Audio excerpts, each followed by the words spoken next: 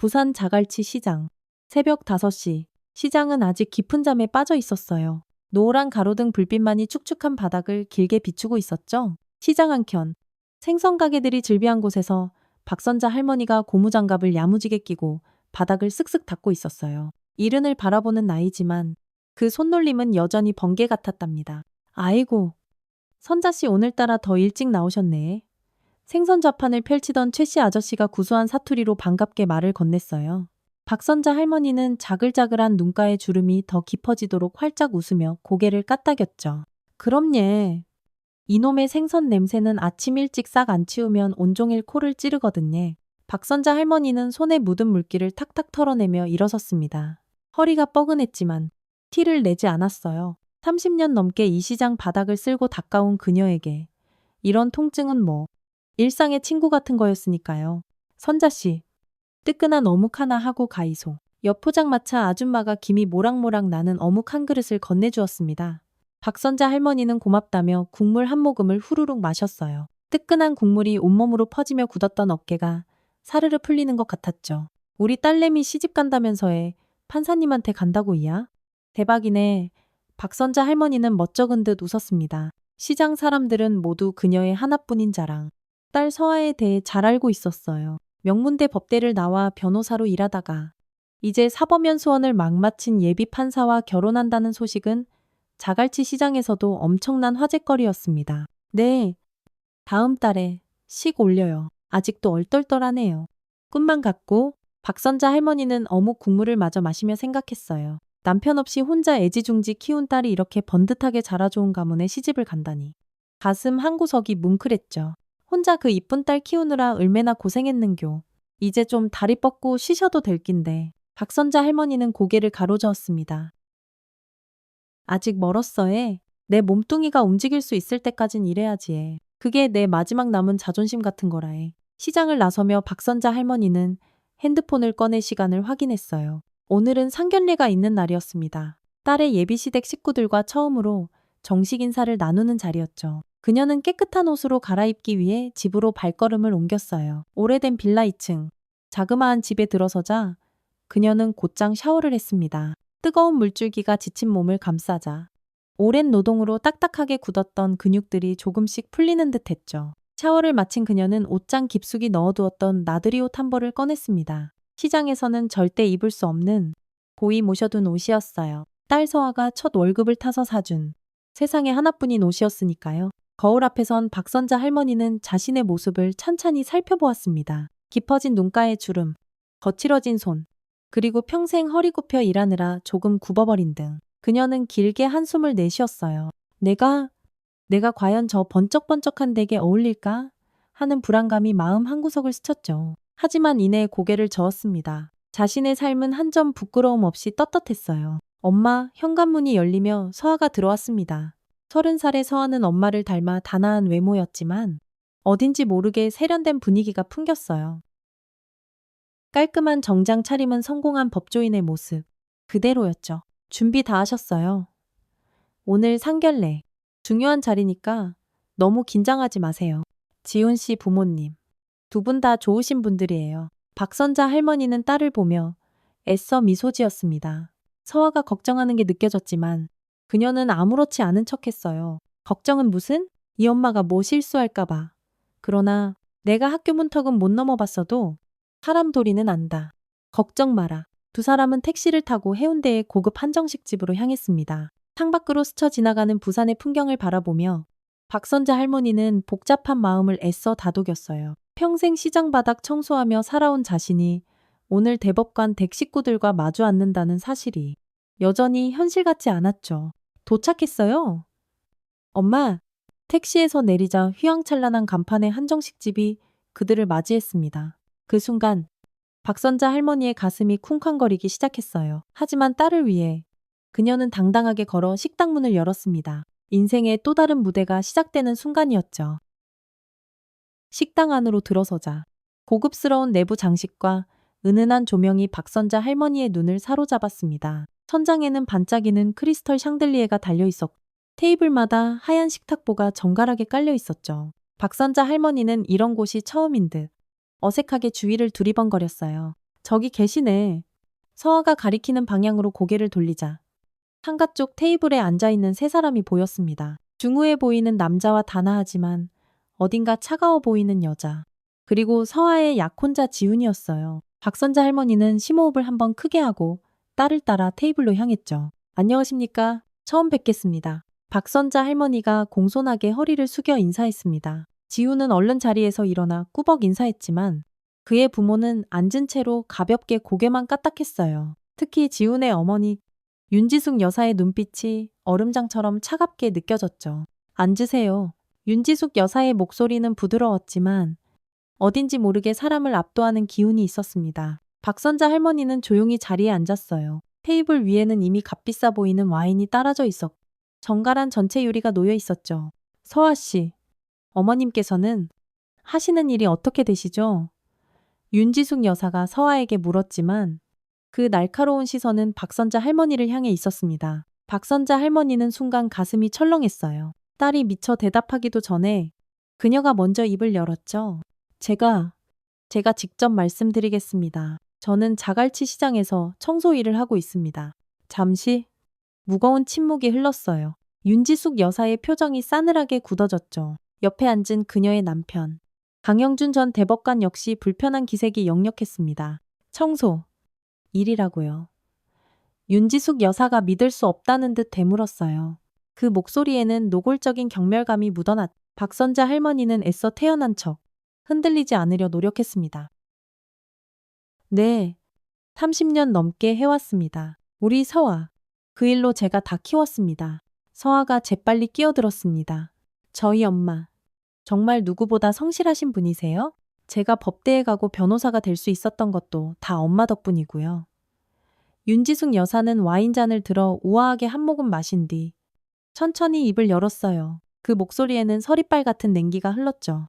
세상에, 어디서 그런 말도 안 되는 청소부가 감히 우리 집안과 사돈을 맺겠다니요. 테이블에 있던 모든 사람들이 그 자리에 얼어붙었습니다. 서아의 얼굴이 하얗게 질렸. 지우는 당황한 표정으로 어머니를 번갈아 쳐다보았어요. 하지만 윤지숙 여사는 전혀 아랑곳하지 않는다는 듯했죠.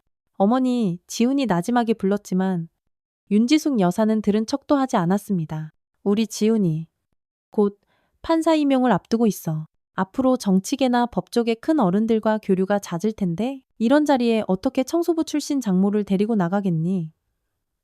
박선자 할머니의 가슴이 와르르 무너져 내리는 것 같았습니다. 평생 딸 하나만 바라보고 희생해온 모든 세월이 한순간에 부정당하는 느낌이었어요. 하지만 그녀는 꿋꿋이 고개를 들고 있었죠. 죄송합니다만 제 직업이 그렇게 부끄러운 일이라고는 생각하지 않습니다. 박선자 할머니의 목소리는 작았지만 단호했습니다. 그녀의 눈에는 평생을 정직하게 살아온 사람의 자존심이 서려 있었어요. 윤지숙 여사는 코웃음을 쳤. 부끄럽지 않다고요. 당신 같은 사람이 우리 집안에 발을 들인다는 것 자체가 우리 가문의 수치인데요. 서아가 자리에서 벌떡 일어났습니다. 눈에는 눈물이 그렁그렁 맺혀 있었어요. 어머님, 저희 엄마한테 그렇게 함부로 말씀하시면 안 됩니다. 제가 있는 자리에서 어떻게? 박선자 할머니는 딸의 손을 잡아 다시 자리에 앉혔어요. 괜찮다. 서아야, 괜찮아. 윤지숙 여사의 남편 강영준 전 대법관이 마침내 입을 열었습니다. 여보, 좀 진정해요. 여기가 어디라고? 하지만 윤지숙 여사는 이미 잔뜩 날이 서 있었어요. 당신은 가만히 좀 있어요. 내가 지금 우리 집안 체면 지키려는 거 안 보여요. 박선자 할머니는 자리에서 천천히 일어났습니다. 그녀의 눈에도 뜨거운 눈물이 고였지만 그녀는 당당했어요. 평생 청소부로 살아왔지만 자신의 가치를 누구보다 잘 알고 있었죠. 저는 비록 가진 것 없고 배운 것 없는 청소부지만 제 딸 서아만큼은 세상 누구보다 훌륭하게 키웠다고 자부합니다. 서아가 당신 내 아드님과 행복하게 살 수만 있다면 저는 그것으로 충분합니다. 윤지숙 여사는 싸늘하게 비웃었습니다. 행복, 우리 아들이 당신 딸 때문에 앞길이라도 막히면 그땐 어쩔 건데 그게 무슨 행복이에요? 지훈이 결국 자리에서 일어섰습니다. 어머니, 제발 그만하세요. 제가 서아를 사랑해서 결혼하는 겁니다. 서아 어머님은 존경받아 마땅하신 분이세요. 하지만 지훈의 목소리에는 힘이 없었어요. 그는 어머니의 기세에 눌려 제 목소리를 제대로 내지 못하는 약한 아들일 뿐이었죠. 윤지숙 여사는 아들을 무시하듯 손을 휘저었습니다. 서아 씨, 결혼식에서는 되도록 어머님이 앞에 나서지 않으셨으면 해요. 신부 입장도 축사 같은 것도 안 하셨으면 그냥 조용히 하객들 사이에 앉아 계시면 좋겠네요. 박선자 할머니의 눈에서 결국 눈물이 주르륵 흘러내렸습니다. 하나뿐인 딸의 결혼식에서조차 자신은 숨겨야 할 존재라니. 서아는 충격받은 표정으로 다시 한번 일어섰죠. 그럴 순 없어요. 저희 엄마는 제 인생에서 가장 소중한 분이라고요. 박선자 할머니는 딸의 손을 꼭 잡았습니다. 서아야, 괜찮다. 정말 괜찮아. 엄마는 우리 딸이 행복하게 사는 모습만 보면 그걸로 다 괜찮다. 그렇게 말하며 박선자 할머니는 조용히 자리를 떠났어요. 평생 딸을 위해 살아온 그녀에게 이보다 더 큰 모욕은 없었죠. 하지만 그녀는 딸의 행복을 위해 자신의 마지막 남은 자존심마저 접어야 한다고 생각했습니다. 레스토랑을 나서는 그녀의 뒤로 서아가 다급하게 쫓아나왔어요. 엄마 잠깐만 기다려요. 박선자 할머니는 걸음을 멈추지 않았습니다. 그저 앞만 보고 터벅터벅 걸었죠. 모진 세월을 꿋꿋하게 견뎌낸 그녀였지만 오늘의 상처는 너무나 깊고 아팠어요. 엄마, 제발 좀 멈춰요. 서아의 울음 섞인 목소리에 박선자 할머니는 마침내 발걸음을 멈췄습니다. 그녀의 눈에는 여전히 눈물이 마르지 않았지만 딸 앞에서 더 이상 약한 모습을 보이고 싶지 않았어요. 박선자 할머니는 손등으로 눈물을 황급히 훔쳐냈죠. 서아야, 엄마 먼저 집에 갈란다. 너는 돌아가서 마무리 잘하고 온나? 서아는 고개를 세차게 저었습니다. 안 돼요. 이렇게 그냥 넘어갈 순 없어요. 어머님께 제대로 사과받으셔야죠. 박선자 할머니는 씁쓸한 미소를 지었어요. 평생을 낮은 곳에서 살아온 그녀에게 이런 모욕이 처음은 아니었습니다. 하지만 하나뿐인 딸 앞에서 당한 수모는 정말이지 가슴을 도려내는 듯한 아픔이었죠. 사과는 무신. 사람들은 다 그런 기다. 자기보다 못하다고 생각하면 함부로 대하고 짓밟으려고 하는 거. 그게 세상 인기라. 서아의 눈에서도 뜨거운 눈물이 하염없이 흘러내렸습니다. 엄마가 평생 얼마나 고생하셨는지 내가 누구보다 잘 알아요. 그런 우리 엄마를 어떻게 이렇게까지 이 결혼 다시 생각할 거예요. 안 해요. 박선자 할머니는 깜짝 놀라 딸의 어깨를 붙잡았어요. 아니다 서아야. 그런 소리 하는 거 아니다. 네가 얼마나 지훈이를 좋아하는데 엄마 때문에 내 인생 망치면 이 엄마는 정말 못 산다. 그때 뒤에서 다급한 발소리가 들렸습니다. 돌아보니 지훈이 숨을 헐떡이며 다가오고 있었어요. 그의 표정은 진심으로 미안해하는 기색이 역력했죠. 어머님, 서아야, 정말 죄송합니다. 저희 어머님께서 제가 다시 잘 말씀드리겠습니다. 서아는 싸늘하게 대답했습니다. 말씀만으로는 안 돼요. 저희 엄마께 정식으로 제대로 사과하셔야 해요. 우리 엄마는 제 전부고 제 자랑이에요. 지훈은 고개를 끄덕였지만 그의 눈빛은 여전히 불안해 보였어요. 부모님, 특히 어머니에게 단 한 번도 강하게 맞서본 적이 없는 그였죠. 박선자 할머니는 두 사람의 안타까운 모습을 보며 길게 한숨을 내쉬었습니다. 지훈군, 괜찮네. 나는 다 이해하네. 자네 어머니 마음도? 오죽하면 그러셨겠나? 지훈은 고개를 저었어요. 아닙니다. 어머님, 저희 어머니의 행동은 어떤 변명의 여지도 없습니다. 제가 꼭 해결하겠습니다.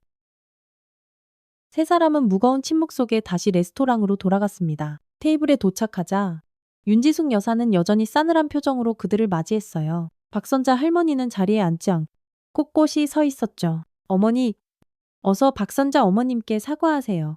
지훈의 목소리는 평소보다 단호했지만 약간 떨리고 있었습니다. 하지만 윤지숙 여사는 눈 하나 깜짝하지 않았어요. 내가 왜 사과를 해? 나는 틀린 말 한 거 하나 없어. 법조인 집안의 청소부 장모라니. 이게 어디 가당키나 한 소리니. 서아가 분노를 참지 못하고 소리쳤습니다. 제 어머니는 청소부이기 이전에 한 인간으로서 존중받을 자격이 있으세요. 이렇게 모욕적인 말씀을 하시면서 저희가 어떻게 한 가족이 될 수 있겠어요? 윤지숙 여사의 남편 강영준 전 대법관이 마침내 자리에서 일어났어요. 그의 얼굴은 착잡함으로 가득했죠. 여보, 이제 그만하게. 우리가 너무 심했어. 윤지숙 여사는 남편을 매섭게 쏘아보았지만 더 이상 아무 말도 하지 않았습니다. 대신 그녀는 박선자 할머니를 향해 마지못해 형식적인 사과를 건넸어요. 미안하게 됐습니다. 제가 말이 좀 직설적이었네요. 그것은 진심이라고는 조금도 느껴지지 않는 건조한 사과였지만 박선자 할머니는 그저 멀차 고개를 끄덕였습니다. 자리에 다시 앉은 후 식사는 숨막히는 어색함 속에서 계속되었어요. 음식이 코로 들어가는지 입으로 들어가는지도 모를 지경이었죠. 식사가 거의 끝나갈 무렵 윤지숙 여사는 다시 한번 입을 열었습니다. 이번에는 아까보다 조금 부드러운 어조였지만 그 말의 내용은 여전히 칼날처럼 날카로웠어요. 서아 씨, 우리 집안은 알다시피 3대째 법조인 가문이야. 지훈이 할아버님은 대법원장을 지내셨고 지훈이 아버지는 국내 최대 로펌 대표 변호사지. 지훈이도 곧 판사로 임용될 거고 이런 대단한 집안의 며느리로 들어오려면 그만한 각오가 필요할 거야. 서아는 흔들림 없는 눈빛으로 침착하게 대답했습니다. 저는 제 결혼을 위해서 저의 어머니를 부정하거나 숨길 생각, 추호도 없습니다. 윤지숙 여사는 잠시 침묵하더니 마지막 카드를 꺼내 들었어요. 그 표정은 마치 최후 통첩을 하는 장군 같았죠.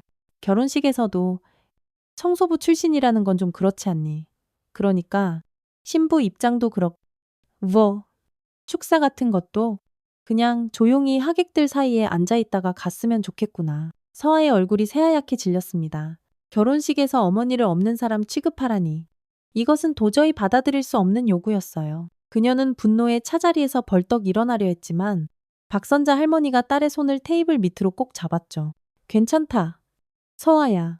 엄마는 우리 딸이 행복하면 그걸로 다 괜찮다니까. 박선자 할머니의 목소리는 더없이 담담했지만 그 눈빛에는 깊은 슬픔과 상처가 서려 있었습니다. 평생 딸 하나만 바라보고 살아온 그녀에게 딸의 결혼식에조차 당당히 나서지 못한다는 것은 정말이지 가슴 찢어지는 일이었어요. 하지만 그녀는 딸의 앞날을 위해 자신을 또 한 번 희생할 준비가 되어 있었죠. 식사가 끝난 후 박선자 할머니와 서아는 함께 택시를 타고 집으로 돌아왔습니다. 차 안에서 서아는 계속해서 소리 없이 눈물을 흘렸어요. 엄마, 흐흐. 정말 미안해. 나 때문에 엄마가 이런 모욕까지 당하시고. 박선자 할머니는 딸의 여인 손을 따뜻하게 잡아주었습니다. 괜찮다니까. 정말 괜찮아. 이 엄마는 우리 서아가 세상에서 제일 행복하게 살면 그걸로 충분하다. 집에 도착하자마자 서아는 박선자 할머니 앞에서 무릎을 꿇고 사과했어요. 제가 어떻게든 시어머님 설득할게요. 엄마가 결혼식 날 제 손 꼭 잡고 당당하게 입장시켜 주셔야 해요. 네. 박선자 할머니는 희미하게 미소 지었지만 그 미소 뒤에는 깊은 체념이 숨겨져 있었습니다. 그녀는 딸의 간절한 부탁에 애써 고개를 끄덕였지만 마음속으로는 이미 다른 결정을 내린 상태였죠. 하나뿐인 딸의 행복을 위해서라면 그녀는 기꺼이 그림자가 될 준비가 되어 있었습니다. 서아가 지쳐 잠든 후 박선자 할머니는 작은 베란다에 나가 밤하늘을 가만히 올려다보았어요. 부산의 밤하늘에는 별이 그리 많지 않았지만 그녀의 마음은 이상하리만치 차분하게 가라앉았습니다. 평생 고된 노동으로 딸을 키워온 그녀였지만 이제 그 딸은 자신의 둥지를 떠나 새로운 삶을 시작해야 했어요. 아무리 가슴이 아프고 서운하더라도 그것이 어미 된 자의 역할이라고 그녀는 그렇게 생각했죠. 베란다에서 돌아온 박선자 할머니는 벽에 걸린 딸의 낡은 유치원 그림을 물끄러미 바라보았습니다. 어깨가 축 처진 채 그녀는 오래된 기억 속으로 천천히 빠져들었어요.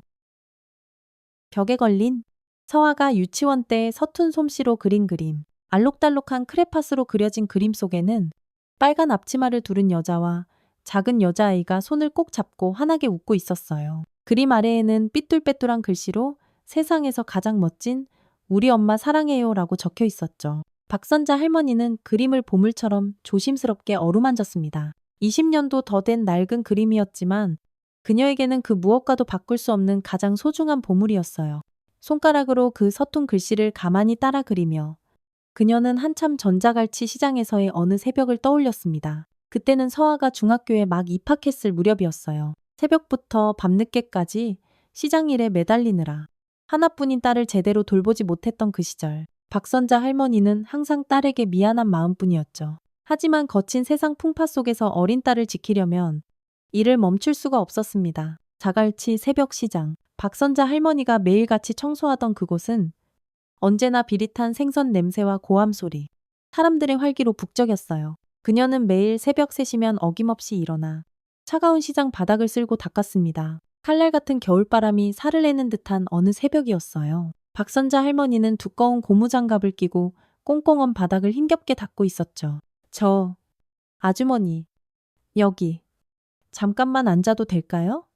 어디선가 들려온 작은 목소리에 고개를 들자 애뜨고 야윈 소년 하나가 금방이라도 쓰러질 듯 위태롭게 서 있었습니다. 17살이나 되었을까. 그 아이는 얇디얇은 점퍼 하나만 걸치고 있었고 손에는 두꺼운 문제집 한 권을 꼭 쥐고 있었어요. 박선자 할머니는 의아한 표정으로 고개를 끄덕였죠. 앉아도 되는데. 근데 학생은 이런 데서 뭐 할라고. 소녀는 잔뜩 쭈뼛거리며 시장 입구 구석진 자리에 조심스럽게 쪼그려 앉았습니다. 공부할 때가 마땅치 않아서요. 집이 너무 시끄러워서요. 박선자 할머니는 소년의 깡마른 모습이 너무나 안쓰러웠어요. 얼음장 같은 시멘트 바닥에 주저앉아 책을 펴는 모습이 마치 배움에 목말랐던 자신의 어린 시절을 보는 것만 같아 가슴 한구석이 아려왔죠. 그녀는 하던 청소를 잠시 멈추고 근처 포장마차에서 뜨끈한 군고구마 하나를 사왔습니다. 자, 학생, 이거라도 먹어라. 이렇게 추운데 뭐라도 뱃속에 들어가야 공부도 잘 되는 법이다. 소녀는 화들짝 놀란 표정으로 군고구마를 받아들었어요. 정말 감사합니다. 근데 왜 저한테 이걸? 박선자 할머니는 희미하게 웃으며 대답했습니다. 됐다. 그냥 우리 딸내미 생각도 나고 그래서 그런다. 우리 딸도 지금 한창 공부할 때인데 학생 보니까 꼭 우리 딸 같네. 소녀는 고맙다는 말을 연신하며 김이 모락모락 나는 군고구마를 허겁지겁 먹기 시작했어요. 그의 작은 손이 파르르 떨리는 것을 보니 정말 몹시 추웠던 모양이었죠. 박선자 할머니는 아무 말 없이 다시 청소를 시작했습니다. 그 후로도 소녀는 거의 매일 새벽 시장에 나타났어요. 항상 같은 시간, 같은 자리에 앉아 조용히 책을 읽었죠. 박선자 할머니는 매일 아침 따뜻한 두유 한 병을 사다 주었고 가끔은 김밥 한 줄을 건네기도 했습니다. 소녀는 그때마다 세상을 다 가진 듯 환하게 웃으며 감사 인사를 잊지 않았어요. 아주머니, 저 커서 꼭 법대 갈 거예요. 그래서 지금 이렇게 열심히 공부하는 거예요. 어느 날 소년이 수줍게 말했습니다. 박선자 할머니는 깜짝 놀라며 소년을 대견하게 바라보았어요. 법대 허허. 그거 참 대단하네. 우리 딸도 맨날 그러는데 변호사 되고 싶다고. 소년의 눈이 유난히 반짝였습니다. 저도요. 저는 나중에 아주 훌륭한 판사가 되고 싶어요. 그래서 힘없고 억울한 사람들 많이 도와주고 싶어요. 박선자 할머니는 소년의 그 야무진 꿈이 너무나 기특하고 자랑스러웠어요. 그녀는 소년의 이름을 묻지도 않았고 소년 또한 박선자 할머니의 이름을 묻지 않았죠. 그저 자갈치 새벽시장에서 우연히 만난 정 많은 아주머니와 꿈 많은 학생의 관계 그뿐이었습니다. 매서운 겨울이 지나고 따스한 봄이 찾아왔을 때 소녀는 더 이상 시장에 나타나지 않았어요.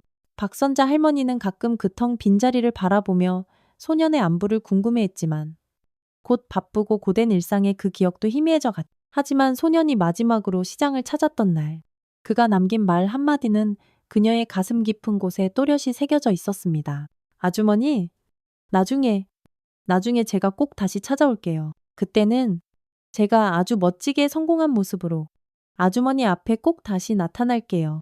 시간은 물처럼 빠르게 흘러 서아가 고등학교를 우수한 성적으로 졸업하고 그토록 원하던 명문대 법대에 입학했어요. 박선자 할머니는 딸이 꿈에 한 발짝 더 다가선 것 같아 세상을 다 얻은 듯 기뻤습니다. 문득 아주 가끔 그 새벽 시장의 야윈 소년도 자신의 꿈을 이루었을까 궁금해지기도 했죠. 엄마, 안 주무시고 뭐 하세요? 깊은 회상에 잠겨있던 박선자 할머니는 등 뒤에서 들려오는 서아의 목소리에 화들짝 놀랐어요. 서아는 잠옷 차림으로 어느새 박선자 할머니 곁으로 다가와 엄마의 어깨를 부드럽게 감쌌습니다. 아이다. 그냥 잠시 옛날 생각 좀 하고 있었다. 서아는 벽에 걸린 자신의 어릴 적 그림을 보고는 피식 미소 지었어요. 어머, 이게 아직도 걸려있네와? 저 이거 진짜 못 그렸는데. 엄마는 이걸 왜? 박선자 할머니는 자애롭게 웃었습니다. 내 눈에는 이게 세상에서 제일 이쁜 그림이다. 우리 딸이 엄마 생각하면서 그려준 건데 엄마는 지금도 이게 최고로 멋지다. 서아는 박선자 할머니의 거친 손을 따뜻하게 잡았어요. 엄마, 오늘 일은 정말 죄송해요. 지훈 씨 어머님이 그런 말씀까지 하실 줄은 정말 꿈에도 몰랐어요. 박선자 할머니는 가만히 고개를 저었습니다. 됐다. 괜찮다니까. 사람마다 생각이 다 다른 거지. 이 엄마는 우리 서아만 행복하면 그걸로 다 됐다. 하지만 결혼식 날 엄마가 꼭 제 손 잡고 입장시켜 주셔야 해요. 그건 절대 양보 못해요. 엄마, 박선자 할머니는 딸의 머리를 부드럽게 쓰다듬었어요. 알았다. 알았으니까 어서 들어가서 코 자라.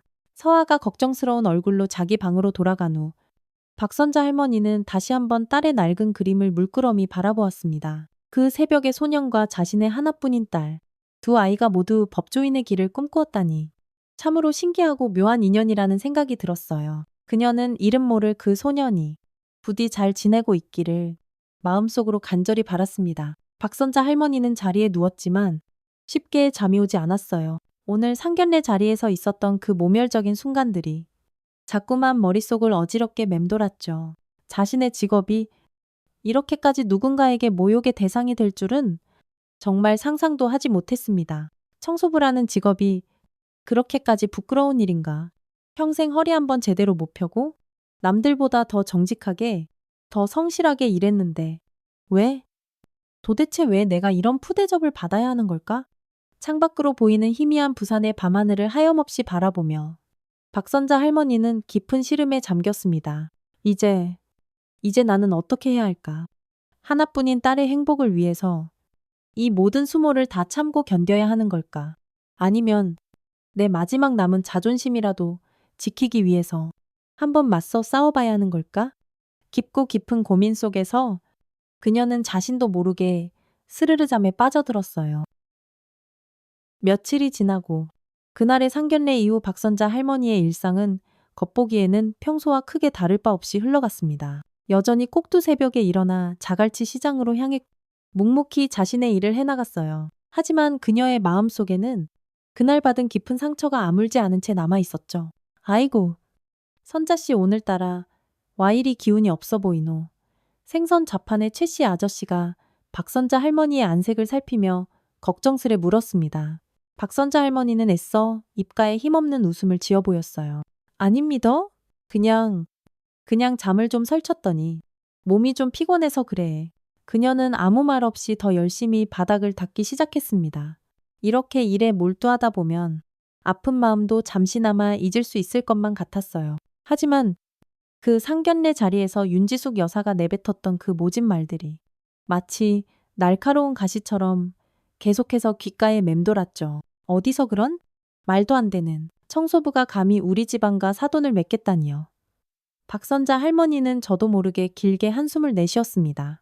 평생 딸 하나만 바라보고 살아왔는데 이제 와서 자신이 그 귀한 딸의 행복을 가로막는 걸림돌이 되는 건 아닐까. 덜컥 겁이 났어요. 서아는 어제도 전화해서 결혼식 준비에 대해 신나게 이야기했지만 박선자 할머니는 차마 아무 말도 할 수가 없었습니다. 그저 예비 시어머니 말씀대로 하는 게 좋겠다고 애매하게 둘러댈 뿐이었죠. 엄마가 굳이 앞에 나서지 않아도 괜찮다. 엄마는 우리 서아가 세상에서 제일 예쁜 신부가 돼서 행복하게 결혼식 올리는 모습만 보면 그걸로 충분하다. 서아는 전화기 너머로 버럭 화를 냈습니다. 안 돼요, 절대 안 돼. 엄마가 꼭 내 손 잡고 식장 들어가야 한다고요.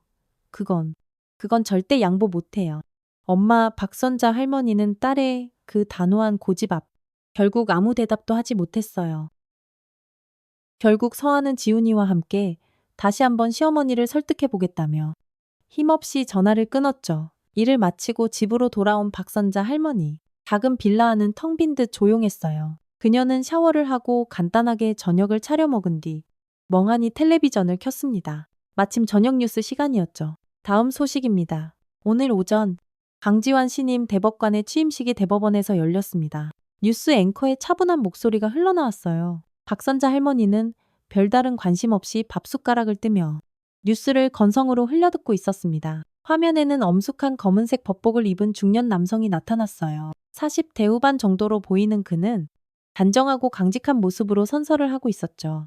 강지환 신임 대법관은 오늘 취임사에서 자신의 법조인 인생에 가장 큰 영향을 준 한 시장의 청소부 아주머니에 대해 언급하며 잠시 눈시울을 붉히기도 했습니다. 박선자 할머니의 귀가 번쩍 뜨였어요. 그녀는 밥을 먹다 말고 텔레비전 화면을 뚫어져라 쳐다보았습니다.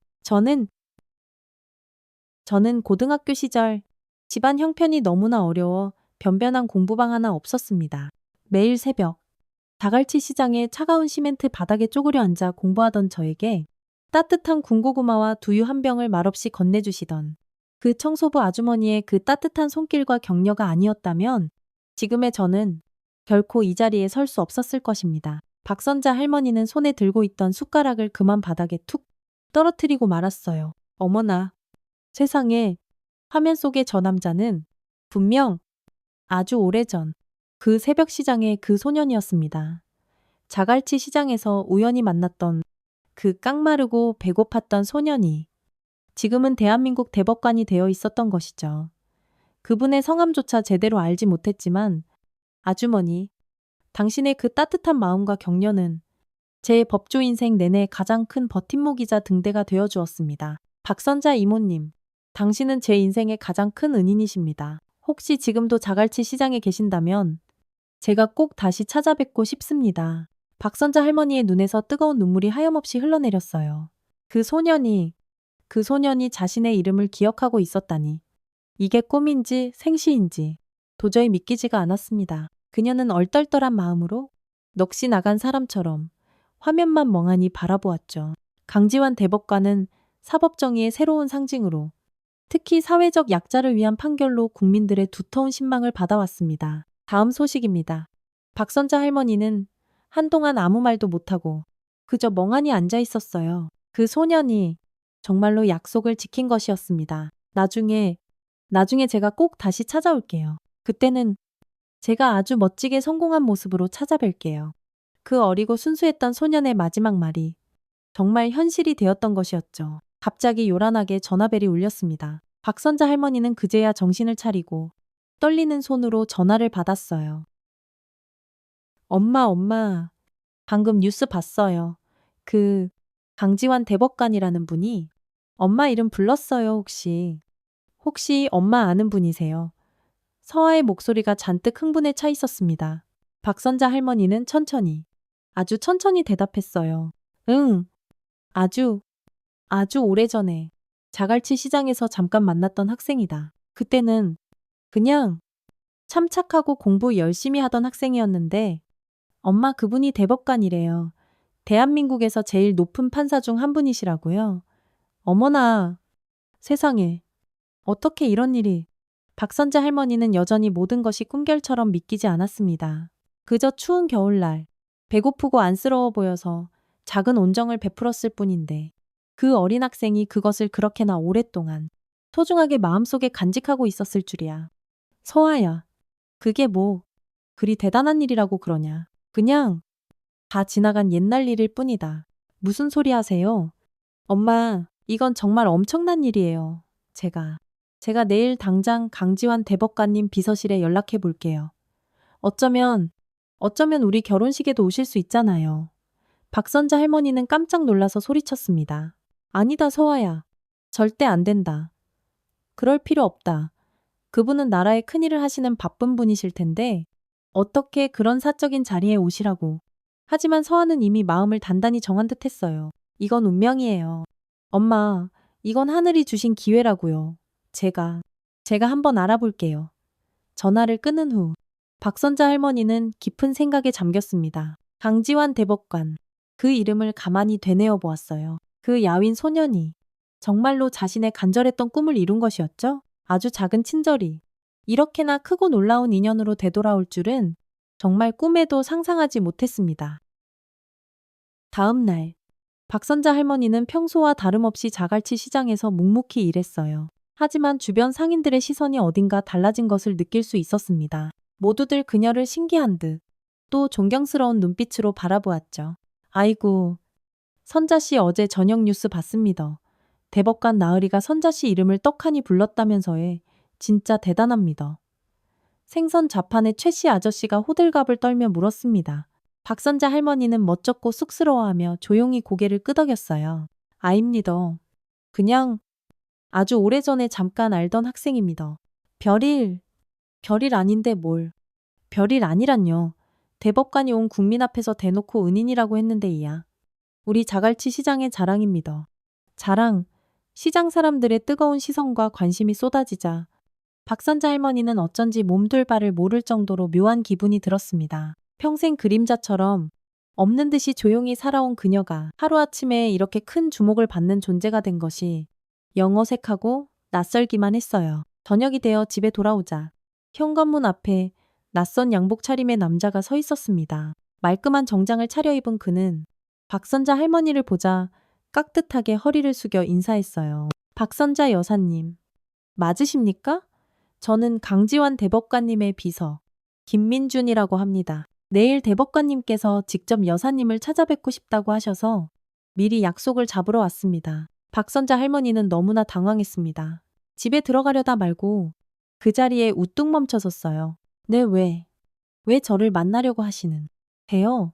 비서는 여전히 공손하고 정중한 태도로 대답했습니다. 대법관님께서는 아주 오랫동안 여사님을 찾고 계셨습니다. 혹시 내일 오전 10시쯤 잠시 댁으로 방문드려도 괜찮으실지요? 박선자 할머니는 잠시 망설이다가 얼떨결에 고개를 끄덕이고 말았어요. 비서는 작은 명함 한 장을 정중히 건네고는 조용히 떠났습니다. 박선자 할머니는 한동안 그 자리에 못 박힌 듯 서서 손에 들린 명함을 물끄러미 바라보았어요. 대법원 대법관 비서실 김민준이라는 글자가 유난히 선명하게 눈에 들어왔죠. 집에 들어선 박선자 할머니는 곧장 서아에게 전화했습니다. 서아야, 혹시 네가 강지환 대법관님한테 연락했나? 네. 엄마 오늘 오전에 대법관님 비서실에 조심스럽게 연락드렸더니 글쎄 대법관님께서 직접 저랑 통화를 하셨어요. 엄마 이름 듣자마자 정말 어린아이처럼 기뻐하시더라고요. 그래서 내일 오전 중에 직접 엄마를 찾아뵙겠다고 약속하셨어요. 박선자 할머니는 저도 모르게 깊은 한숨을 내쉬었어요. 아이고, 서아야, 왜 그랬노? 괜히 그 바쁘신 분한테 부담만 드리는 거 아닌가 모르겠. 엄마 이건 정말 좋은 기회예요. 어쩌면 서아의 목소리에는 희망과 기대가 가득했습니다. 박선자 할머니는 딸이 무슨 생각을 하는지 어렴풋이 짐작할 수 있었어요. 하지만 그녀는 아무 말도 하지 않았죠. 내일 정말로 강지환 대법관을 만나게 된다는 사실이 여전히 꿈처럼 아득하게만 느껴졌습니다. 다음 날 아침, 박선자 할머니는 평소보다 훨씬 일찍 잠에서 깼습니다. 새벽 시장 청소를 서둘러 마치고 집으로 돌아와 뜨거운 물에 몸을 담그고 정성껏 목욕을 했어요. 그리고 아주 오랜만에 옷장 깊숙한 곳에 고이 보관해 두었던 나들이 옷을 꺼내 입었죠. 서아가 처음 월급을 타서 선물해준 세상에 단 하나뿐인 소중한 옷이었습니다. 이런 특별한 날에 입기 위해 아끼고 아껴두었던 것이었죠. 시계는 어느새 아침 9시 50분을 가리키고 있었어요. 박선자 할머니는 좁은 거실을 이리 저리 갔다 하며 초조하게 시간을 보냈습니다. 대한민국 대법관을 만난다니 아직도 현실 같지가 않았어요.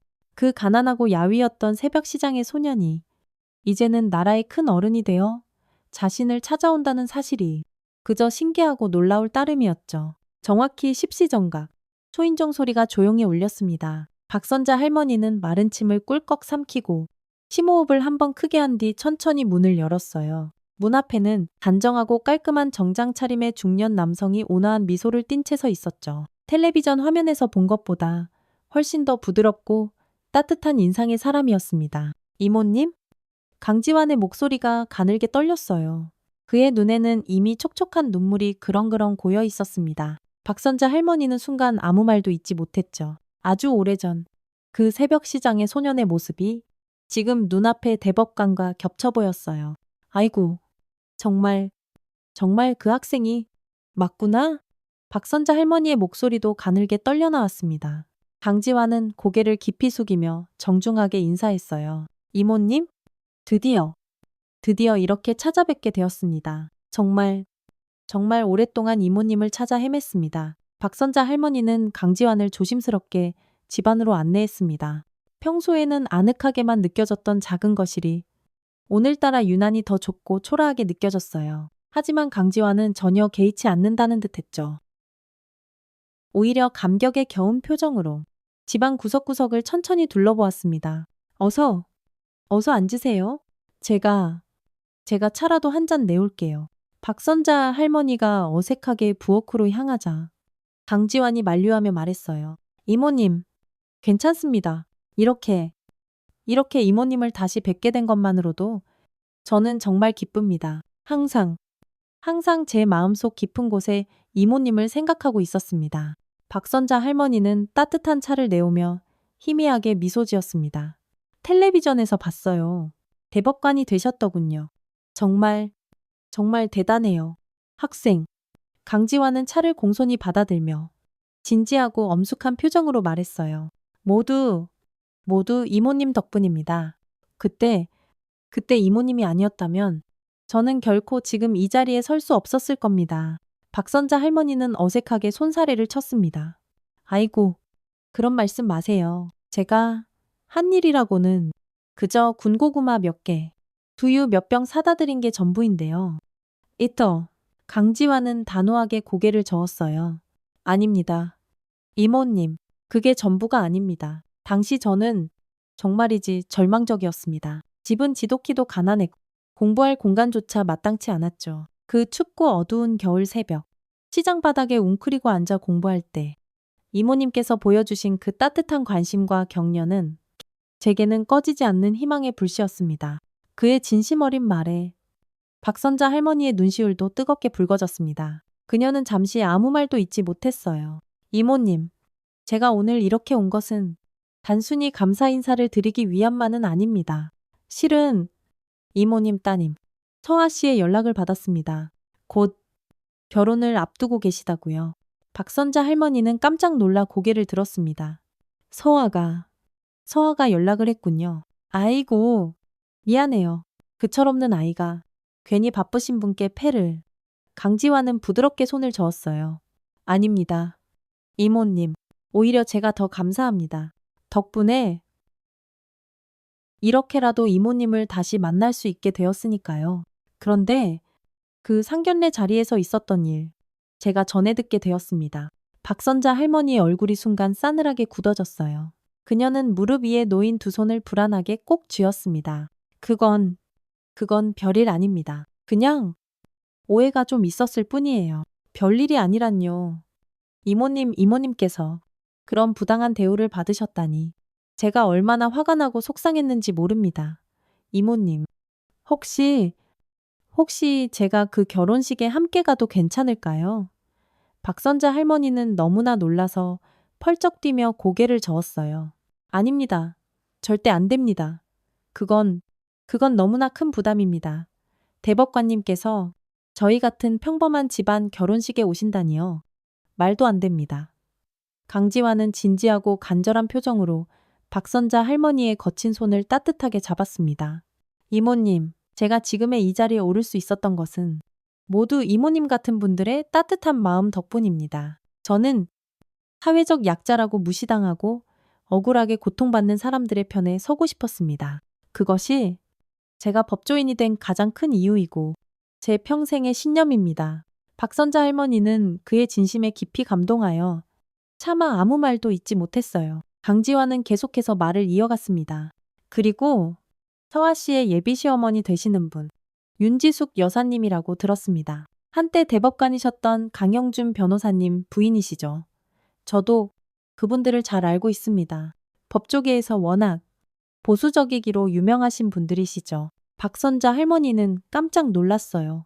네, 그분들을 아시나요? 강지환은 조용히 고개를 끄덕였습니다. 네, 법조계가 생각보다 좁습니다. 예전에 몇 번 마주친 적이 있습니다. 이모님, 제가 결혼식에 꼭 참석해서 이모님의 그 고귀한 가치를 그분들께도 똑똑히 보여드리고 싶습니다. 박선자 할머니는 망설였어요. 한편으로는 강지환의 진심 어린 제안이 눈물겹도록 고맙게 느껴졌지만 다른 한편으로는 너무나 큰 부담으로 다가왔죠. 하나뿐인 딸의 결혼식을 혹시라도 정치적이거나 시끄러운 자리로 만들고 싶지는 않았습니다. 정말 고맙지만 그래도 박선자 할머니가 머뭇거리며 말을 제대로 잇지 못하고 있을 때 현관문이 열리며 서아가 환한 얼굴로 들어왔어요. 서아는 거실에 앉아있는 강지환을 보자 깜짝 놀란 표정을 지었습니다. 어머, 강지환 대법관님, 정말로 와주셨군요. 강지환은 자리에서 일어나 서아에게 정중하게 인사했어요. 서아 씨, 연락 주셔서 정말 감사합니다. 덕분에 이렇게 오랫동안 애타게 찾던 제 인생의 은인을 다시 만나게 되었습니다. 서아는 감격에 겨운 표정으로 고개를 깊이 숙였습니다. 아닙니다. 대법관님, 오히려 저희가 더 감사드려야죠. 저희 어머니에 대한 그 따뜻한 말씀을 듣고 제가 얼마나 감동했는지 모릅니다. 세 사람은 거실에 마주 앉아 한참 동안 이야기를 나누었어요. 서아가 결혼준비 과정과 상견례 자리에서 있었던 속상한 일들을 솔직하게 이야기했고 강지환은 마치 자신의 일처럼 진지하고 안타까운 표정으로 귀 기울여 들었죠. 저는 이모님께서 결혼식 날 그 누구보다 당당하고 자랑스러운 모습으로 따님의 손을 잡고 입장하셨으면 좋겠습니다. 제가 꼭 함께 가겠습니다. 서아의 눈이 희망으로 반짝였어요. 정말 감사합니다. 대법관님 그렇게만 해주신다면 저희 엄마께 정말 큰 힘이 될 거예요. 박선자 할머니는 아직도 망설이는 기색이 역력했습니다. 하지만 그댁 시어머니께서 강지환은 온화하지만 단호한 미소를 지었어요. 걱정하지 마십시오. 이모님, 제가 윤지숙 여사님과 강영준 변호사님을 잘 알고 있습니다. 이모님의 그 위대한 가치를 그분들도 분명히 알게 되실 겁니다. 결국 박선자 할머니는 마음을 굳게 다잡고 천천히 고개를 끄덕였습니다. 평생 그림자처럼 없는 듯이 조용히 살아왔지만 이제는 사랑하는 딸의 곁에 당당히 서기로 결심했어요. 강지환의 그 진심 어린 응원이 그녀에게 엄청난 용기를 주었던 것이죠. 대법관님, 정말 고맙습니다. 그렇게까지 해주시겠다면 저도 한번 용기를 내보겠습니다. 강지환의 얼굴에 환한 미소가 번졌습니다. 이모님, 저를 그냥 선생님이라고 불러주십시오. 제게 이모님은 제 인생의 가장 위대한 스승님이시니까요. 사람의 진정한 가치가 무엇인지를 몸소 가르쳐 주신 저의 영원한 선생님이십니다. 박선자 할머니는 쑥스럽고 어색해하며 어색하게 웃었어요. 평생 시장 바닥 청소부로 살아오면서 누군가에게 선생님이라고 불려본 적은 단 한 번도 없었죠. 그 낯선 호칭이 어쩐지 가슴 벅차게 느껴졌습니다. 강지환은 자리에서 일어나며 말했어요. 결혼식 날 제가 이모님을 정중히 모시러 오겠습니다. 아, 그리고 그는 가방에서 작은 상자 하나를 조심스럽게 꺼냈습니다. 이것은 제가 법대에 처음 입학했을 때 가장 먼저 사고 싶었던 만년필입니다. 언젠가 이모님을 다시 만나면 꼭 선물로 드리고 싶었습니다. 박선자 할머니는 깜짝 놀라며 손사래를 쳤지만 강지환은 그 작은 상자를 그녀의 손에 꼭 쥐어주었어요. 부디 받아주십시오. 저의 아주 작은 감사의 표시입니다. 강지환이 떠난 후 박선자 할머니와 서아는 한동안 거실에 말없이 앉아 있었습니다. 서아의 눈에는 기쁨과 감격의 눈물이 촉촉이 고여 있었어요. 엄마, 정말 대단해. 우리 엄마가 그런 훌륭하신 분을 예전에 도와주셨다니. 이제 시어머니도 엄마를 함부로 무시하지 못할 거야. 박선자 할머니는 그저 희미하게 미소 지을 뿐이었습니다. 오늘 있었던 모든 일들이 마치 한편의 꿈처럼 느껴졌어요. 아주 작은 친절이 이렇게나 크고 놀라운 기적과 인연으로 되돌아올 줄은 정말 상상조차 하지 못했었죠. 서아야, 엄마는 뭐 특별한 일을 한 게 아니다. 그저 내가 할 수 있는 아주 작은 일을 했을 뿐이다. 서아는 박선자 할머니의 거친 손을 따뜻하게 꼭 잡았어요. 그게 바로 우리 엄마의 특별한 점이야. 항상 자신을 내세우지 않고 묵묵히 다른 사람들을 돕는 그 따뜻한 마음. 그런 엄마가 나는 세상에서 제일 자랑스러워. 결혼식 날이 코앞으로 다가오고 있었습니다. 박선자 할머니는 강지환의 든든한 도움으로 새로운 용기를 얻었어요. 이제 그녀는 하나뿐인 딸의 결혼식에서 그 누구보다 당당한 어머니로서의 역할을 다할 준비가 되어 있었습니다. 결혼식 당일 아침, 박선자 할머니는 평소보다 훨씬 일찍 잠에서 깼습니다.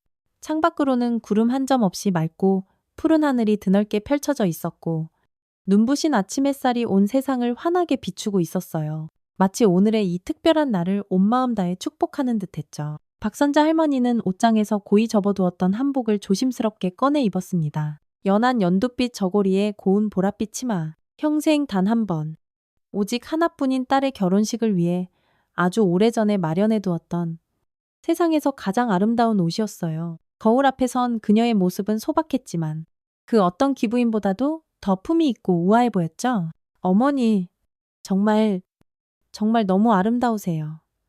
방으로 살며시 들어온 서아가 진심으로 감탄하며 말했습니다. 박선자 할머니는 쑥스럽고 어색해하며 환하게 웃었어요. 아이다. 우리 서아가 오늘 세상에서 제일 예쁘다. 오늘 신부가 될 내 딸이 최고로 곱다. 서아는 이미 신부 화장을 곱게 마친 상태였지만 아직 순백의 웨딩드레스는 입지 않은 상태였어요. 결혼식장에서 바로 갈아입을 예정이었죠. 그녀는 테이블 위에 놓여있던 작은 보석 상자 하나를 집어들었습니다. 엄마? 이거 기억나세요? 상자를 열자.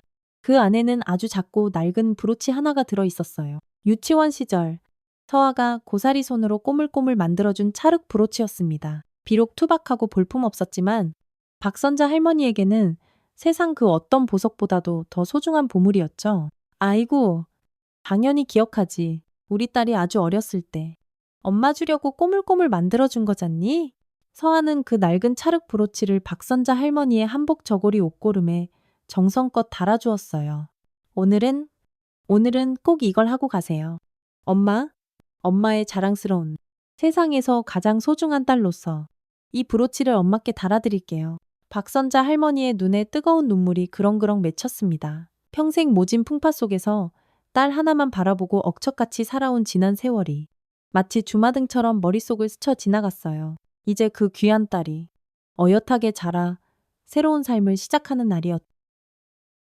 그때 초인종 소리가 맑게 울렸습니다. 문을 열자 늠름하고 멋진 정장 차림의 강지환이 온화한 미소를 지으며 서 있었어요. 그의 뒤로는 번쩍번쩍 윤이 나는 검은색 고급 세단이 위풍당당하게 주차되어 있었죠. 선생님, 준비 다 되셨습니까? 이제 결혼식장으로 모시겠습니다. 박선자 할머니는 긴장된 마음으로 조용히 고개를 끄덕였어요. 서아는 이미 친구들과 함께 웨딩카를 타고 먼저 출발한 상태였죠. 박선자 할머니와 강지환은 나란히 차에 올랐습니다. 많이 긴장되시지요? 강지환이 부드러운 목소리로 물었어요. 박선자 할머니는 솔직하게 대답했습니다. 네, 많이 떨립니다. 특히 그댁 사부인께서 어떤 반응을 보이실지. 강지환은 안심시키는 듯 따뜻한 미소를 지었어요. 아무 걱정하지 마십시오. 선생님, 오늘은 오직 선생님과 따님의 날입니다. 세상에서 가장 아름다운 따님께서 새로운 인생을 시작하는 더없이 행복하고 축복받은 날이니까요. 결혼식장에 도착하자 벌써부터 수많은 하객들이 속속 모여들고 있었습니다. 부산에서 가장 화려하고 고급스러운 호텔, 웨딩홀이었어요. 박선자 할머니는 난생 처음 와보는 그 호화찬란한 장소에 다시금 저도 모르게 위축되는 기분이 들었죠. 하지만 곁에 있는 강지환의 그 든든하고 믿음직스러운 존재가 그녀에게 큰 용기와 위안을 주었습니다. 신부 대기실로 향하던 중 복도에서 마주쳐서는 안 될 사람을 그만 정면으로 마주치고 말았어요. 바로 윤지숙 여사였습니다. 값비싸 보이는 화려한 한복을 곱게 차려입은 그녀는 박선자 할머니를 보자 순간 싸늘하게 표정이 굳어졌어요. 하지만 이내 그녀의 시선이 박선자 할머니 곁에 함께 서 있는 강지환에게로 향했죠. 정민재. 아니, 강지환. 대법관님. 윤지숙 여사의 목소리가 당황한 듯 가늘게 떨렸습니다. 강지환은 아무렇지 않게 예의 바르고 공손하게 인사했어요. 안녕하십니까? 윤지숙 여사님. 그리고 강영준 변호사님. 오랜만에 뵙습니다. 윤지숙 여사와 그녀의 남편 강영준 변호사는 당황한 기색이 역력했어요. 아니, 대법관님께서 어쩐 일로 이런 누추한 곳까지. 강지환은 박선자 할머니의 어깨에 부드럽게 손을 얹으며 말했습니다. 저의 인생에서 가장 큰 은인이신 박선자 선생님의 하나뿐인 따님 결혼식에 제가 감히 함께 왔습니다. 윤지숙 여사의 얼굴이 순간 새하얗게 질렸어요. 그녀는 아무 말도 잊지 못한 채 그저 박선자 할머니를 멍하니 바라보았죠. 박선자 할머니는 조금도 위축되지 않고 당당하게 그녀의 시선을 마주했습니다. 따님과 제 아드님의 결혼을 진심으로 축하드립니다.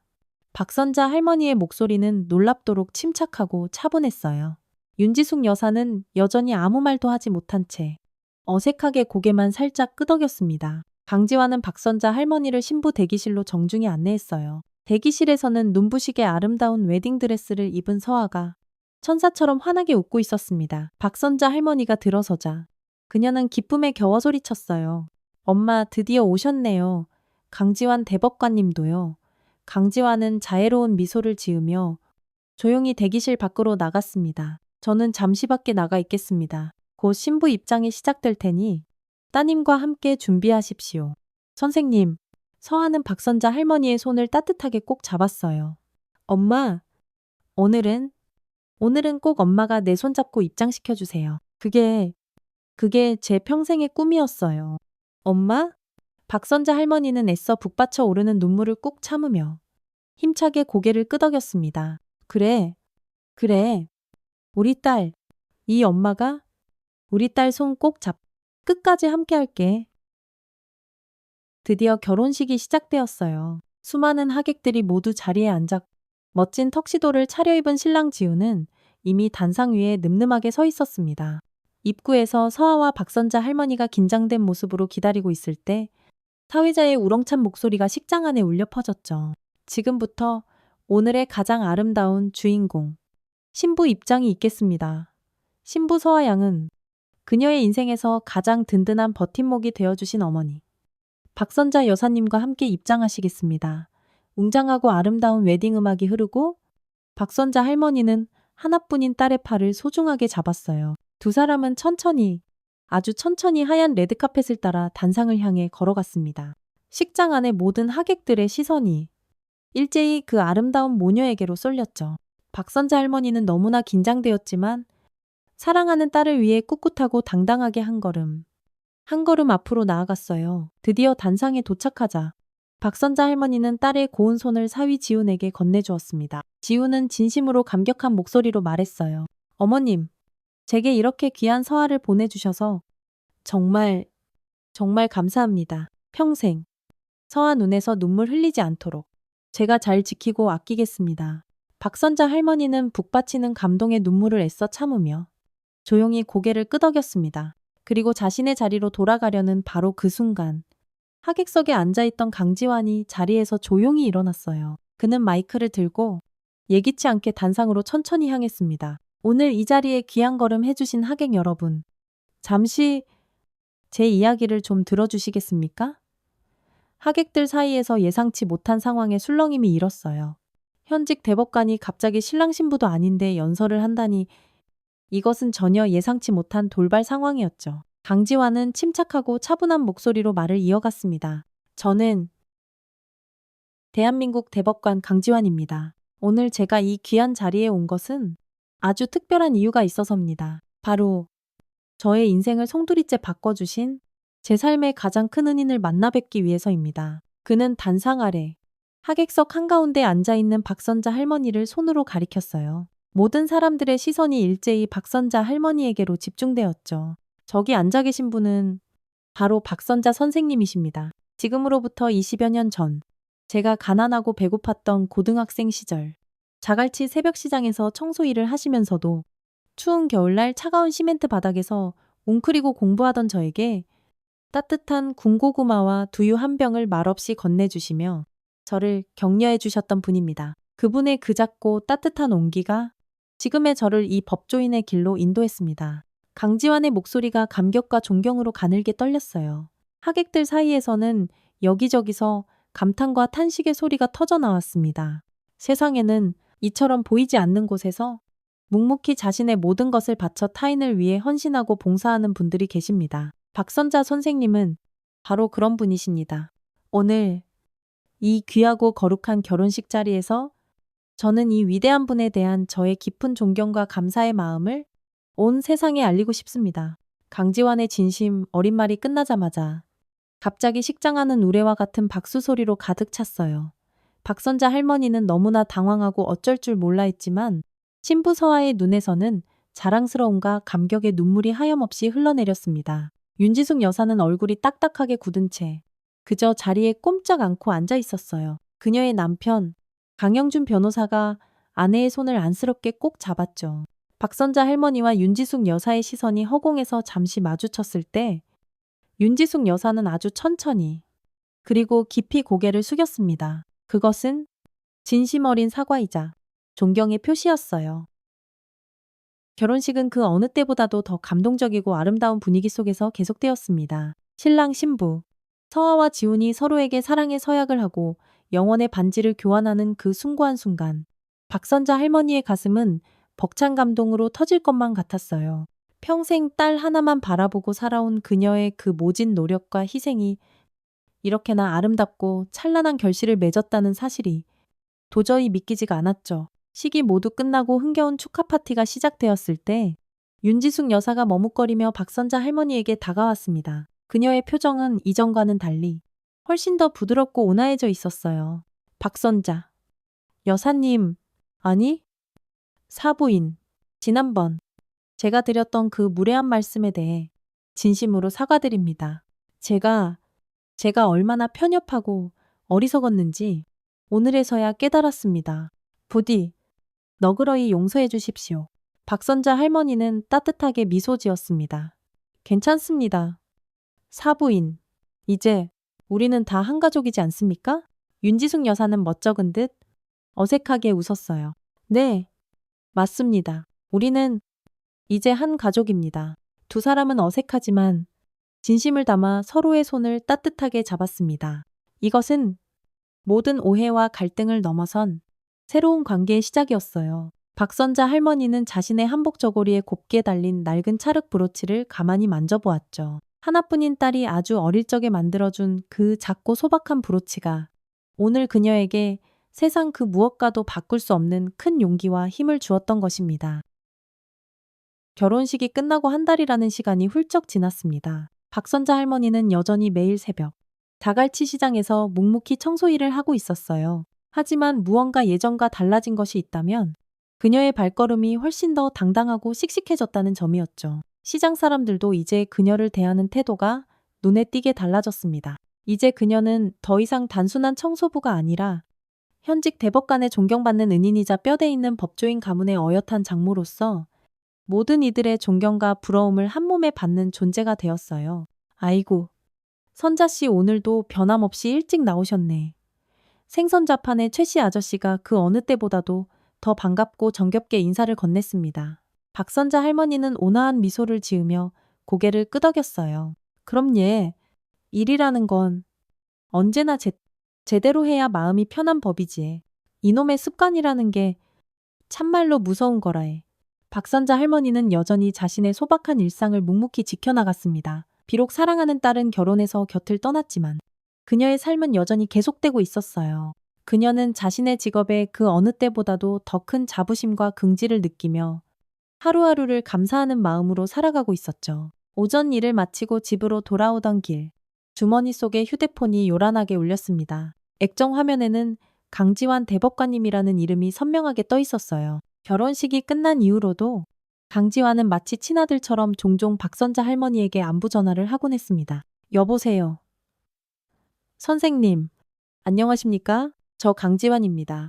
혹시 지금 시간 괜찮으신가요? 제가 드릴 말씀이 좀 있어서요. 박선자 할머니는 잠시 생각하다가 대답했어요. 네, 오늘 오후에는 별다른 일 없이 시간이 비어 있습니다. 그런데 무슨 일로 그러시나요? 전화로 말씀드리기에는 조금 복잡한 이야기라서요. 괜찮으시다면 제가 직접 선생님 댁으로 찾아뵙고 말씀드리고 싶습니다. 한 3시쯤 괜찮으실까요? 박선자 할머니는 그러라고 대답하고 전화를 끊었습니다. 집으로 돌아온 그녀는 간단하게 점심을 챙겨 먹은 뒤 집안 구석구석을 깨끗하게 정리했어요. 강지환 대법관이 직접 방문한다고 하니 어쩐지 또다시 긴장되는 마음이 들었죠. 정확히 오후 3시 초인종 소리가 울렸습니다. 문을 열자 강지환이 서류 가방을 손에 든 채 온화한 미소로 서 있었어요. 그는 평소와 다르게 딱딱한 정장이 아닌 편안하고 부드러운 느낌의 캐주얼한 옷차림이었죠. 선생님, 안녕하십니까? 귀한 시간 내주셔서 정말 감사합니다. 박선자 할머니는 강지환을 거실로 안내했어요. 테이블 위에는 미리 따뜻한 차와 간단한 다과를 정성껏 준비해 두었죠? 어서 오세요. 그런데 무슨 중요한 일로 이렇게 또 찾아오셨나요? 강지환은 서류 가방에서 몇 장의 서류 뭉치를 꺼냈습니다. 선생님께 제가 한 가지 제안을 드리고 싶은 것이 있어서 왔습니다. 혹시 괜찮으시다면 저희 법학전문대학원 학생들을 위해서 특별 강연을 한번 해주실 수 있으실까요? 박선자 할머니는 너무나 놀라서 순간 말을 잇지 못했어요. 네, 특강이라고요? 제가요. 저는 뭐 변변한 학력도 없고 내세울 것도 없는 사람인데요. 강지환은 진지하고 간절한 표정으로 말했습니다. 학력이 중요한 것이 아닙니다. 선생님의 그 정직하고 성실한 삶 자체가 우리 학생들에게는 그 어떤 위대한 가르침보다도 더 큰 울림과 감동을 줄 수 있을 겁니다. 인생 특강이라는 주제로 사회적 약자로서 평생을 꿋꿋하게 살아오신 그 귀한 경험과 지혜를 저희 학생들에게 나누어 주셨으면 합니다. 박선자 할머니는 단호하게 고개를 저었어요. 아닙니다. 그건 절대로 불가능한 일입니다. 제가 뭘 안다고 학생들 앞에서 가르칠 수 있겠습니까? 저는 그저 평생 시장 바닥 청소하며 살아온 무식한 늙은이일 뿐인데요. 강지환은 박선자 할머니의 거친 손을 따뜻하게 잡았습니다. 선생님께서는 저의 인생을 송두리째 바꾸어 주셨습니다. 그리고 선생님의 그 위대한 영향력은 분명 다른 학생들에게도 똑같이 큰 감동과 용기를 줄 수 있을 거라고 저는 굳게 믿습니다. 선생님 같은 분이야말로 우리 시대의 진정한 스승이십니다. 박선자 할머니는 잠시 깊은 침묵에 잠겼어요. 그녀는 평생 그림자처럼 없는 듯이 조용히 살아왔습니다. 자신의 이야기를 이렇게 공개적인 자리에서 나눈다는 것이 너무나 두렵고 어색하게 제가 정말 그런 일을 할 수 있을까요? 강지환은 확신에 찬 미소를 지었어요. 물론입니다. 선생님께서 들려주실 그 진솔한 삶의 지혜는 결코 책에서는 배울 수 없는 아주 소중하고 귀한 것들입니다. 특히 요즘처럼 각박하고 이기적인 세상을 살아가는 젊은 법조인들에게 가장 필요한 것은 바로 선생님 같은 분의 그 실제적이고 생생한 삶의 경험과 교훈입니다. 박선자 할머니는 고개를 들어 창밖에 푸른 하늘을 가만히 바라보았습니다. 평생 남들 눈에 띄지 않게 조용히 숨어 살아왔는데 이제 와서 자신의 이야기를 세상에 내놓으라니. 그러나 문득 그녀의 마음속 깊은 곳에서 아주 작은 불씨 하나가 타오르기 시작했어요. 그래, 이제는 나도 내 이야기를 한번 해봐도 괜찮지 않을까? 평생 사람답게 한번 살아보고 싶었거든. 강지환의 눈이 희망으로 반짝였습니다. 바로 그겁니다. 선생님의 그 꾸미 먹고 진솔한 이야기가 분명 우리 학생들에게 큰 용기와 희망을 줄 수 있을 겁니다. 박선자 할머니는 아주 천천히 하지만 단호하게 고개를 끄덕였어요. 한번 해보겠습니다. 비록 많이 떨리고 자신이 없지만 제 이야기가 누군가에게 아주 작은 도움이라도 될 수 있다면 그것으로 충분합니다. 강지환은 진심으로 기쁜 표정을 지으며 특강 일정에 대해 자세히 설명했습니다. 다음 달 명문법학전문대학원에서 열리는 특별 초청 강연 시리즈의 첫 번째 강연자로 박선자 할머니가 공식적으로 초청된 것이었어요. 강연의 주제는 보이지 않는 곳에서의 삶과 그 존엄성에 대하여였죠.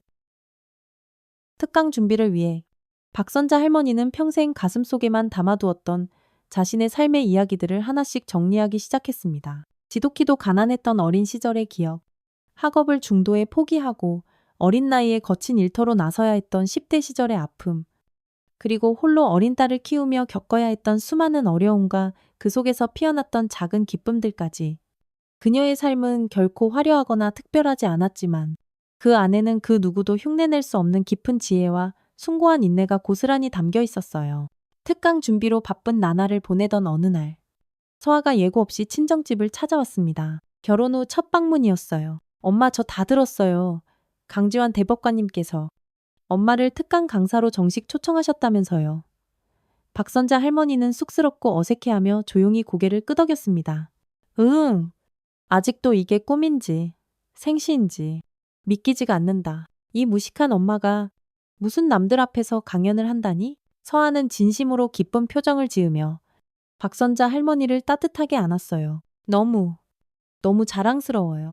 엄마, 우리 엄마의 그 진솔한 이야기는 정말 많은 사람들에게 큰 용기와 힘이 될 수 있을 거예요. 박선자 할머니는 딸의 얼굴을 찬찬히 살폈습니다. 결혼 생활은 어떠냐? 시어머니와는 별 탈 없이 잘 지내고 있고 서아는 밝게 미소 지었어요. 네, 엄마, 정말 많이 달라지셨어요. 결혼식 날 그 일이 있은 후로 시어머니께서 엄청 부드러워지셨어요. 그리고 엄마에 대해서도 이것저것 자주 물어보시고요. 박선자 할머니는 마음속 깊이 안도했습니다. 최악의 상황에서 시작되었던 그 불편한 인연이 이제는 서로를 진심으로 이해하고 인정하는 관계로 발전하고 있다니 참으로 다행스러운 일이었어요. 드디어 특강 당일, 박선자 할머니는 평소보다 조금 더 신경 써서 단정한 옷을 골라 입었습니다. 값비싼 옷은 아니었지만 딸 서아가 선물해준 그 소중한 찰흙 브로치를 옷깃에 정성껏 달았어요. 그 작고 낡은 브로치는 이제 그녀에게 마치 행운의 부적과도 같은 존재가 되었죠. 법학전문대학원의 넓은 강당 안으로 들어서자 예상보다 훨씬 더 많은 학생들이 자리를 가득 메우고 있었습니다. 박선자 할머니는 떨리는 마음을 애써 진정시키며 천천히 단상 위로 올라섰어요. 강지환 대법관이 직접 그녀를 학생들에게 소개했죠. 오늘 이 귀한 자리에 특별히 모신 분은 제 인생의 가장 큰 은인이시자 이 시대의 진정한 스승이신 박선자 여사님이십니다. 법전에는 나와 있지 않지만 우리가 삶의 현장에서 반드시 배워야 할 진정한 정의와 인간 존엄의 가치에 대해 오늘 귀한 말씀을 해주실 겁니다. 박선자 할머니는 마이크 앞에 섰습니다. 처음에는 긴장한 탓에 목소리가 가늘게 떨렸지만 점차 안정을 되찾았어요. 그녀는 자신의 삶을 가감 없이 있는 그대로 솔직하고 담담하게 이야기했죠. 화려한 미사여구나 꾸밈은 없었지만 그녀의 이야기 속에는 그 누구도 흉내낼 수 없는 진실된 가치와 감동이 담겨 있었습니다. 저는 평생을 시장 바닥 청소부로 살았습니다. 사람들은 저를 잘 보지 못했고 저는 늘 그림자처럼 그렇게 살았습니다. 하지만 제가 살면서 깨달은 것이 있다면 그것은 세상 모든 사람은 그 누구를 막론하고 자신만의 고유한 빛을 가지고 있다는 사실입니다. 그 빛은 직업이나 지위, 학력 같은 것이 아니라 바로 삶을 대하는 진실된 태도에서 나오는 것이라고 저는 그렇게 믿습니다. 학생들은 모두 숨소리 하나 내지 않고 그녀의 이야기에 깊이 빠져들었어요. 몇몇 학생들은 감동에 겨워 조용히 눈물을 훔치기도 했죠. 박선자 할머니의 그 솔직하고 꾸밈 없는 이야기는 그 어떤 두꺼운 이론서에서도 결코 배울 수 없는 진정한 삶의 교훈과 울림을 학생들의 가슴속 깊이 전달했습니다. 강연이 모두 끝난 후 수많은 학생들이 박선자 할머니에게 다가와 끊임없는 질문과 감사의 인사를 전했어요. 그중 한 학생이 용기를 내어 물었습니다. 선생님, 그렇게 힘들고 어려운 환경 속에서도 어떻게 절망하지 않고 희망을 잃지 않으실 수 있으셨나요? 박선자 할머니는 온화하게 미소 지었어요. 그건 내게 목숨보다 소중한 내 딸이 있었기 때문이야. 그리고 세상 모든 사람에게는 그 존재 자체만으로도 충분히 가치 있고 소중하다는 나 자신에 대한 믿음 때문이었. 청소부라는 직업이 부끄러운 것이 아니라 자신이 하는 일에 대해 자부심을 갖지 못하고 스스로를 부끄럽게 여기는 것이야말로 진짜 부끄러운 것이라고. 나는 항상 그렇게 생각했단다. 그날 밤 집으로 돌아온 박선자 할머니는 벽에 걸린 딸의 낡은 그림을 다시 한번 물끄러미 바라보았습니다. 세상에서 가장 멋진 우리 엄마라는 그 서툰 글씨가 오늘따라 유난히 더 크고 선명하게 보였어요. 박선자 할머니는 생애 처음으로 자기 자신을 있는 그대로 온전히 받아들이게 되었습니다. 초라한 청소부로서가 아니라 한 아이의 자랑스러운 어머니로서, 그리고 무엇보다도 한 인간으로서의 자기 자신을 말이죠. 그녀는 이제 더 이상 세상 앞에 숨지 않고 자신의 목소리를 내고 자신의 이야기를 당당하게 나눌 수 있게 되었어요. 창밖으로 보이는 부산의 밤하늘에는 그 어느 때보다도 더 많은 별들이 아름답게 반짝이고 있었습니다. 박선자 할머니는 창가에 조용히 서서 깊고 평화로운 숨을 크게 들이마셨어요. 인생이란 참으로 신기하고 놀라운 것이었습니다. 평생을 그림자처럼 없는 듯이 살아왔지만 이제 그녀는 마침내 자신만의 고유한 빛을 온 세상에 환하게 발하고 있었던 것이죠. 그래, 이제는 나도 내 이야기를 할 수 있게 되었네.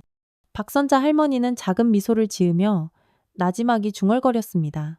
그리고 그날 밤 그녀는 아주 오랜만에 더없이 편안하고 행복한 마음으로 깊은 잠에 빠져들었어요. 내일은 또 다른 새로운 하루가 시작될 테니까요. 그리고 그 하루는 어제보다 분명 더 밝고 희망찰 것이라는 가슴 벅찬 기대와 결국 박선자 할머니의 삶이 하루아침에 크게 바뀌지는 않았습니다.